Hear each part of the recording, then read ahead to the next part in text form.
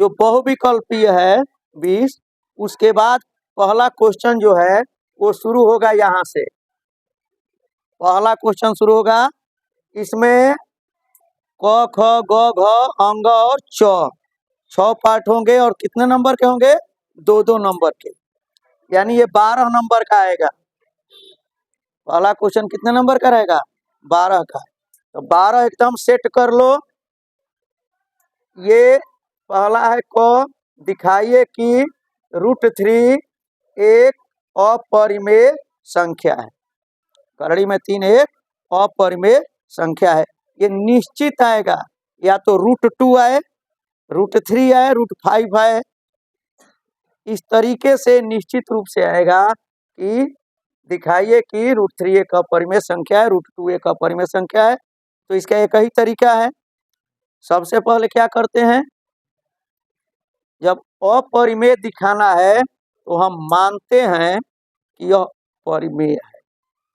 अपरिमेय तो है ही, तो जो है उसको हमेशा विरोधाभास से सिद्ध किया जाता है, कंट्राडिक्शन से सिद्ध किया जाता है। इसलिए हम लोग मानेंगे कि √3 एक परिमेय संख्या है। तो इसको लिखोगे इसे हल में कि माना √3 एक परिमेय संख्या है। अब जब कोई संख्या परिमेय होती है तो किस रूप में होती है? P/Q के रूप में, या A/B के रूप में। जिसको A/B लिखना हो A/B लिख सकते हैं, P/Q लिखना हो तो P/Q लिख सकते हो, दोनों होता है। तो माना √3 एक परिमेय संख्या है, अतः √3 बराबर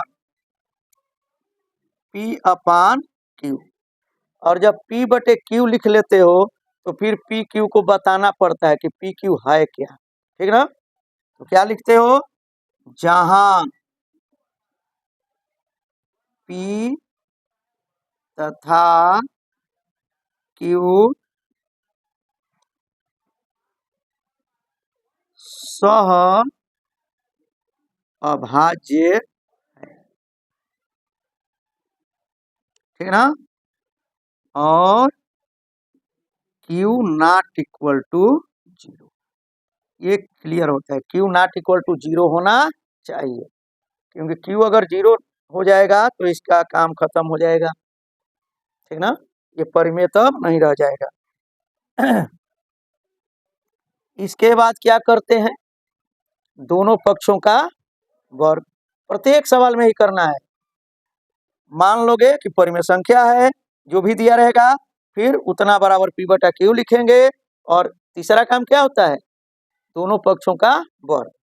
तीसरा काम ये होता है, क्रम से दिमाग में बैठा लो। तो ये हो जाएगा कि दोनों पक्षों का वर्ग करने पर, तो ये हो जाएगा 3 और ये हो जाएगा P²/Q²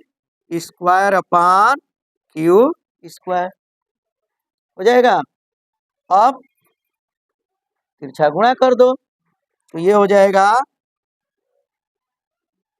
P² = 3Q², P² = 3Q²। अब इससे हमको क्या पता चलता है, P² के 2 गुणनखंड हैं, एक 3 है और एक Q² है। इसका मतलब क्लियर है कि P² 3 से विभाजित होगा। क्लियर हो गया यहाँ पर कि P² 3 से, अगर 2 रहेगा यहाँ पर तो 2 आएगा, 5 रहेगा तो 5 आएगा, 7 रहेगा तो 7 आएगा, 6 रहेगा तो 6 आएगा, ठीक ना? तो जो भी आएगा यहाँ पर उससे P² जो है विभाजित होगा। तो लिखेंगे कि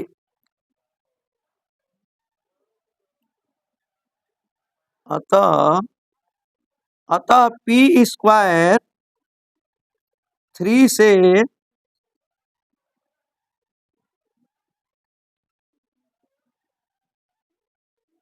विभाज्य पी स्क्वायर 3 से विभाज्य है।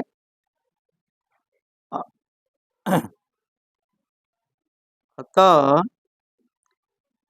पी 3 से विभाज्य है।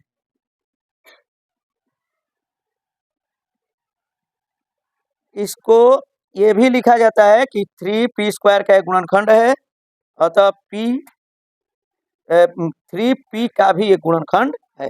वो भी कुछ लोग लिखते हैं, ठीक ना, तो जैसे समझ में है वैसे लिखना है। हाँ, अब यहाँ तक हो गया। अब p जो है 3 से विभाज्य है, ठीक ना। अब हमको क्या करना है,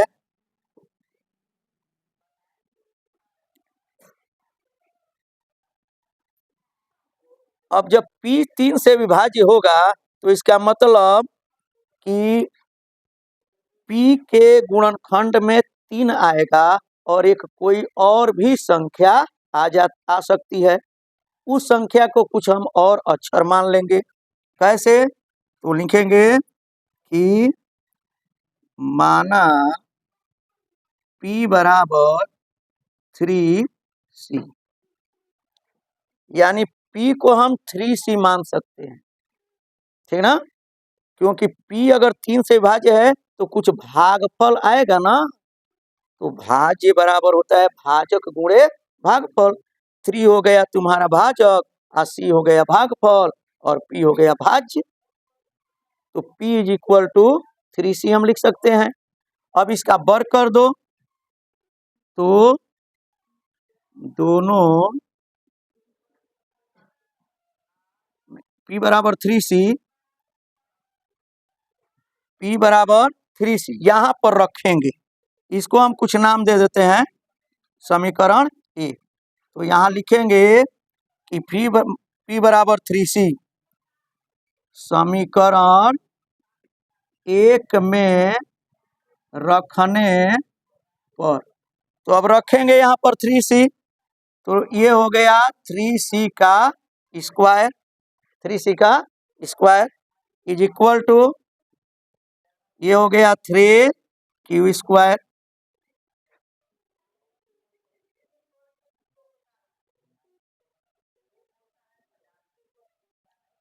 तो ये हो जाएगा 9c square is equal to 3q square, यानी ये 3 से भाग कर दोगे तो 3c square is equal to हो जाएगा q स्क्वायर।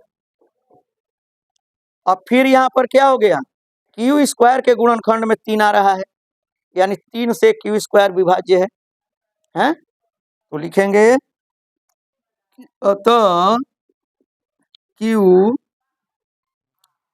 3 से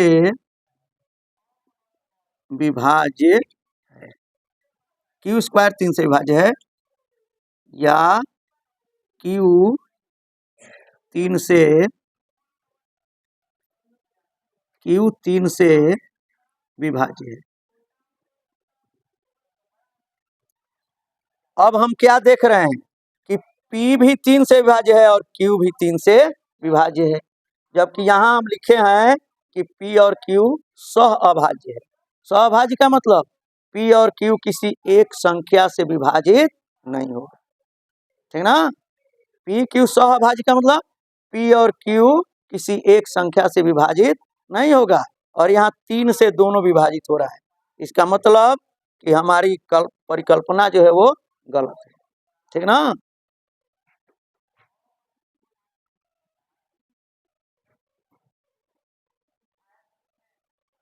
यहाँ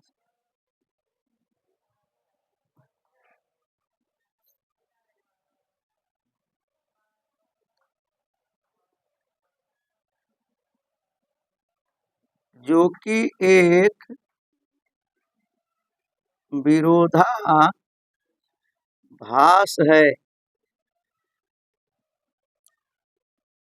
क्योंकि p तथा q सह अभाज्य है।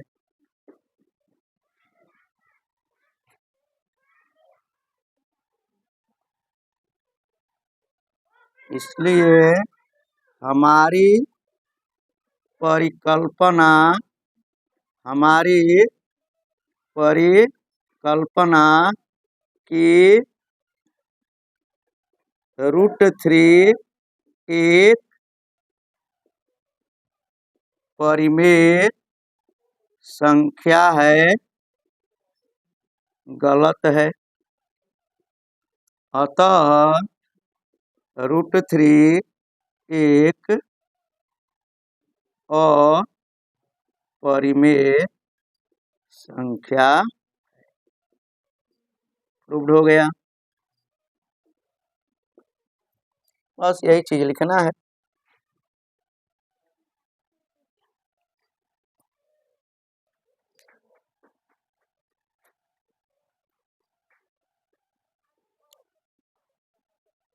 लिखना है इसको, है क्यों करना। चलो ठीक। तो ये निश्चित आना है, √2 है, √3 है, √5 है, 3√2 है, 2√3 है, ठीक ना। इस तरह से हम लोग को करना पड़ेगा।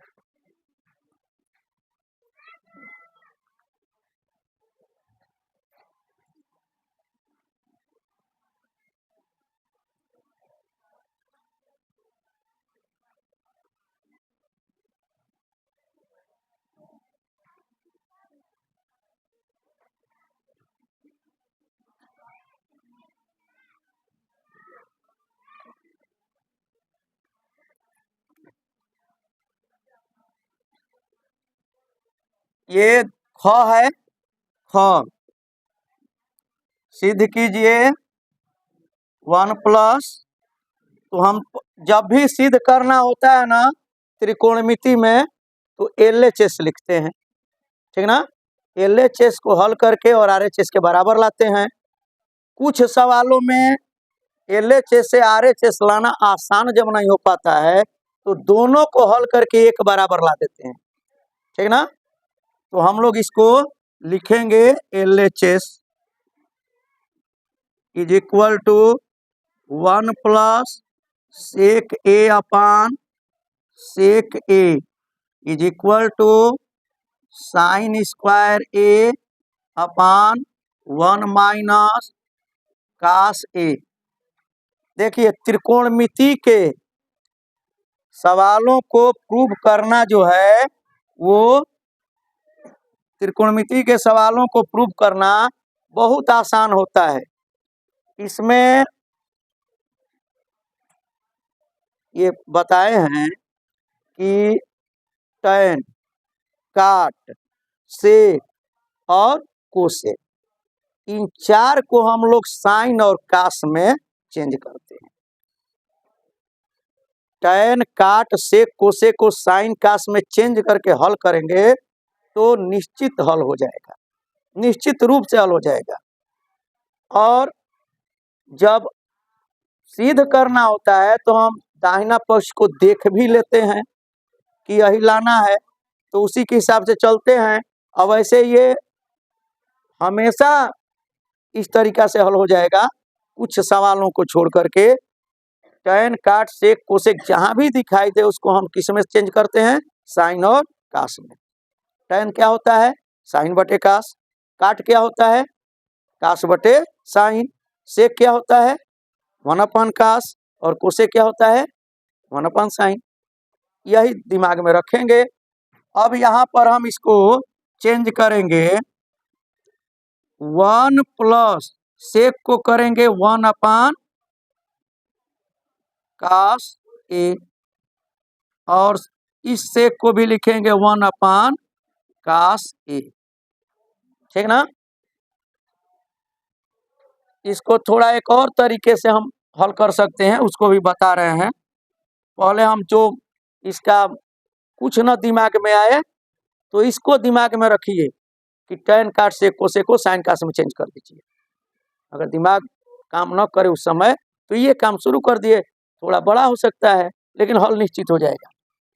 अब इसको जोड़ने वाला रूल लगाएंगे, कास A से 1 में गुणा करते हो, क्या आएगा, कास A +1/cos A, और अपान ये 1/cos A। का से कैंसिल हो जाएगा, क्या बच जाएगा,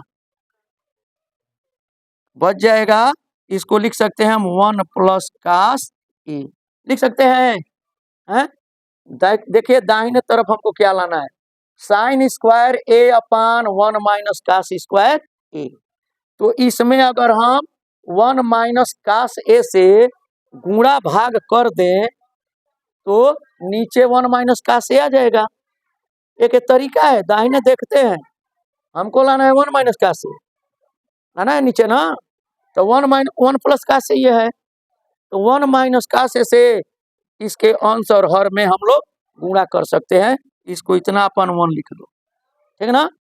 और तब हम क्या लिखेंगे कि 1 माइनस कास ए से अंश और हर में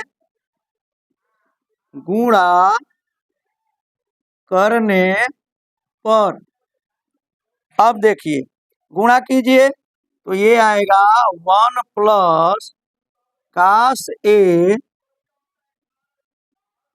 इंटू 1 माइनस कास ए अपान ये हो जाएगा 1 इंटू 1 माइनस कास ए। ठीक, नीचे 1 माइनस कास ए आ गया ना, जो चाहिए हम लोगों को। अब देखो 1 माइनस कास ए और 1 प्लस कास ए सबको पता है, ए प्लस बी और ए माइनस बी क्या होता है, ए स्क्वायर माइनस बी स्क्वायर। तो 1 का स्क्वायर 1 होगा और कास ए का स्क्वायर कास स्क्वायर ये हो जाएगा अपान 1 माइनस कास ए। अब 1 माइनस कास स्क्वायर है, सबको फार्मूला पता है, क्या होता है, साइन स्क्वायर है। तो ये हो गया साइन स्क्वायर ए अपान क्या हो जाएगा 1 minus cos A is equal to R H S. Proved हो गया, LHS को हल करके RHS ला दिए, प्रूव्ड हो गया। दूसरा तरीका क्या है, LHS को हल करके ये ला दिए 1 प्लस कास ए, और RHS को भी हल करके और वो भी 1 प्लस कास ए ला देते, तो LHS बराबर RHS हो जाता। इसको भी आसानी से ला सकते हो, साइन स्क्वायर ए को क्या लिखोगे 1 माइनस कास स्क्वायर ए अपान 1 माइनस कास ए, और 1 माइनस कास स्क्वायर ए को क्या लिखोगे, एक कोष्ठ में 1 माइनस कास ए और दूसरे में 1 प्लस कास ए, और नीचे 1 माइनस कास ए है, तो 1 माइनस कास ए से 1 माइनस कास ए कट जाता, 1 प्लस कास ए बच जाता, तो फिर तुम्हारा हो जाता यही चीज। तो LHS बराबर RHS, और ऐसे भी कर सकते हो, दोनों सही है। ठीक, तो ये मान लो कि 1, चूंकि नीचे 1 माइनस कास ए दिया है, इसीलिए हम लोग 1 माइनस कास ए से ऊपर नीचे गुणा कर दे रहे हैं, समझ गए ना, कि नीचे वाला आ जाए तो ऊपर वाला अपने आप आ ही जाएगा। सवाल ऐसे ही बनते हैं, ठीक ना, वैसे ही बनते ही हैं कि आ जाएगा।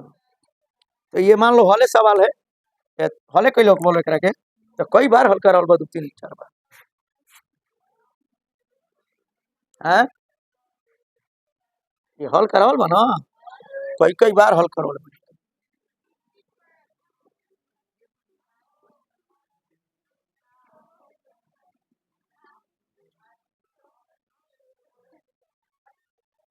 अब तीसरा पर आ जाइए, 21 सेंटीमीटर गौर, 21 सेंटीमीटर त्रिज्या वाले एक वृत्त की कोई जीवा केंद्र पर एक समकोण अंतरित करती है, संगत लघु वृत्तखंड का क्षेत्रफल ज्ञात कीजिए। ये जो है वृत्त हो गया और इसकी त्रिज्या है 21 सेंटीमीटर और समकोण अंतरित करता है वृत्त की कोई जीवा, एक जीवा जो है वो समकोण अंतरित करती है, यहाँ पर समकोण ये जीवा है, ये समकोण अंतरित करती है, ये वृत्त का केंद्र हो गया ओ, ये AB इसकी जीवा हो गई, ज्ञात क्या करना है? संगत लघु वृत्तखंड का क्षेत्रफल। तो लघु वृत्तखंड कौन है? यही ना है, ये वाला है, ये लघु वृत्तखंड है, ठीक है ना? इसी का हमें क्षेत्रफल निकालना है। तो लघु वृत्तखंड का क्षेत्रफल कैसे निकलता है? कैसे निकलता है?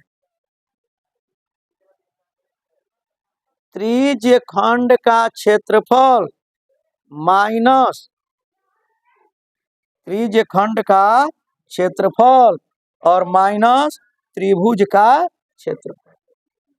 त्रिज्य खंड का क्षेत्रफल माइनस त्रिभुज का, संगत त्रिज्य खंड का क्षेत्रफल और माइनस संगत त्रिभुज का क्षेत्रफल। यही होता है तुम्हारा लघु वृत्तखंड का क्षेत्रफल। है समझ में? अच्छा, तो अब जो है हम लोगों को इसका क्षेत्रफल निकालना है। त्रिज्य खंड के क्षेत्रफल का सूत्र क्या होता है? त्रिज्य खंड के क्षेत्रफल का फार्मूला थीटा बटा 360 पाई आर स्क्वायर। चलिए, तो ये हो जाएगा, ये है 21 सेंटीमीटर। त्रिज्या इसकी कितनी है? 21 सेंटीमीटर। तो लिखेंगे हम लोग कि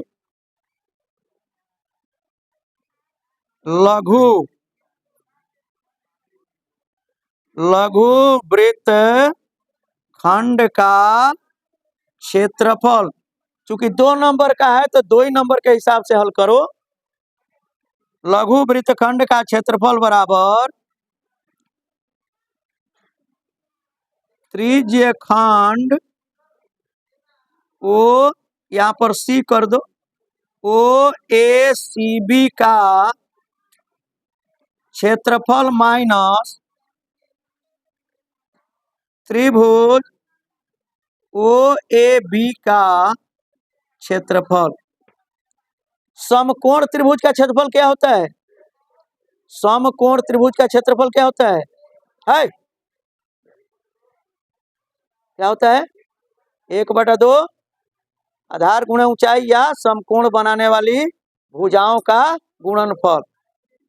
में आधार ऊंचाई बुझाता, आधार ऊंचाई नहीं है ना समझ में? अब तो आधार ऊंचाई अगर समझ में नहीं आ रहा है तो क्या होता है? 1/2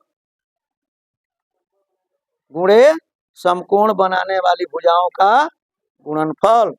तो यहाँ पर होगा बराबर, इसका फार्मूला लिखोगे थीटा अपान 360 गुणे पाई आर स्क्वायर माइनस 1/2 गुणे आर गुणे आर ना, ये आर है ये आर है, दोनों बराबर है ना, है तो आर इंटू आर हो जाएगा। यहाँ थीटा बराबर हो जाएगा 90 अंश और त्रिज्या तुम्हारा जो त्रिज्या आर बराबर दिया है 21 सेंटीमीटर। ठीक, अब देखो इसको हल कर दोगे, थीटा 90 अंश बटे 360 गुणे 22/7 और गुणे आर स्क्वायर 21 गुणे 21 कर दो यहीं पर, माइनस 1/2 गुणे 21 गुणे 21। अब हम लोग आगे बढ़ेंगे। अब इसको सॉल्यूशन करना है, तो 9 एक बार ये हो जाएगा 4 बार, ये हो गया तुम्हारा 2 और ये 11, 7 से 21 कट गया 3 बार में कट गया। अब गुणा करना है, 11 तिया 33 में 21 का, तो 21 तिहाई 63 के 3 आ 21 तिहाई 63 आ 63 आ 6 69 बटे 2, ये ना नीचे 2, और कुछ नहीं ना बचा है। ठीक, यहाँ पर हो जाएगा 21 21 हम 441/2। अब इसको घटा दो, 2 हो जाएगा, और 9 में से 4 जाएगा 5 हो जाएगा, 6 में से 4 जाएगा 2 हो जाएगा, बटे 2, 126 सेंटीमीटर स्क्वायर आंसर हो गया। आ गया ना ये आंसर।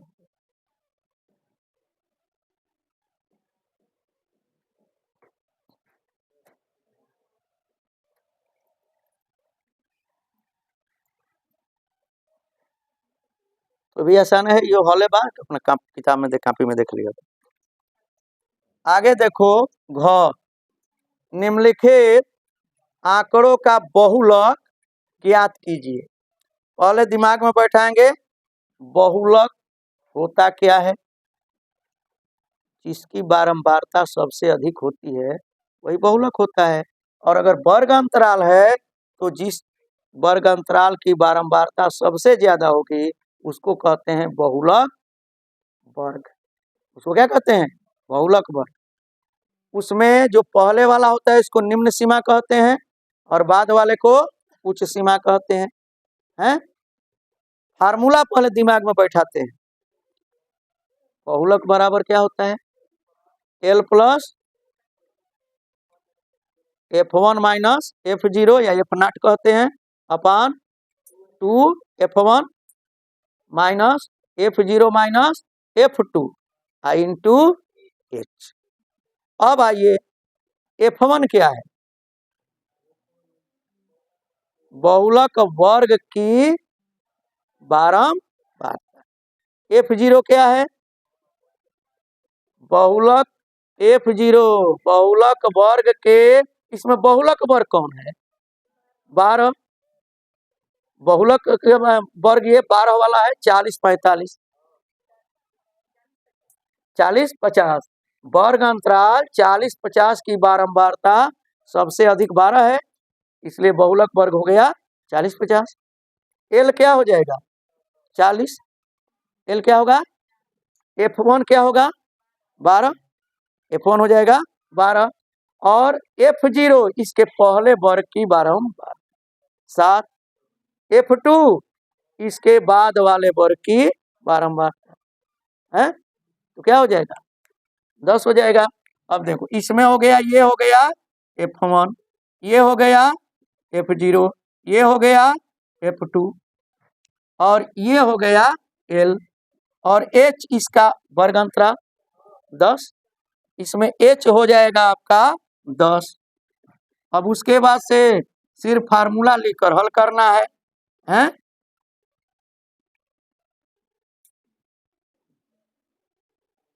यहाँ लिख देंगे कि सबसे अधिक बारंबारता 12 वर्ग अंतराल 40 50 की है। 40 50 की है। अतः बहुलक वर्ग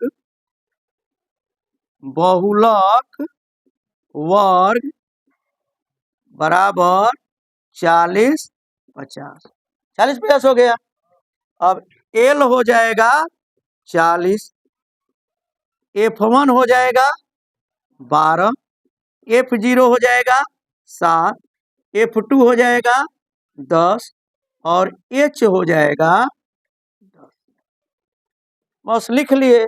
अब सीधा फार्मूला लिखो, बहुलक बराबर L plus F1 minus F0 बटा 2F1 minus F0 minus F2 into H के कोष्ठ में लिख दो। अब मान रख दो, आराम से हल हो जाएगा। मान रख देंगे, क्या होगा? L के जगह पर 40 ना, L है 40 प्लस F1 12 माइनस 7 2 गुणे 12 माइनस 7 माइनस 10 इंटू 10 है ना। अब हल कर देना है। 40 प्लस ये कितना आएगा 5 12 दूनी 24 24 में से 17 घटा देंगे कितना आएगा 24 में 17 घटेगा 7 आएगा क्या 7 गुणे 10 ये हो जाएगा 40 प्लस 50/7। अब 7 से भाग कर देंगे 50 में तो आ जाएगा हमारा ये 40 प्लस 7 7 49 7 इंटू एक है ना तो 7 एक में 7 और 7 चौक 28 लगभग में आएगा कितना आ जाएगा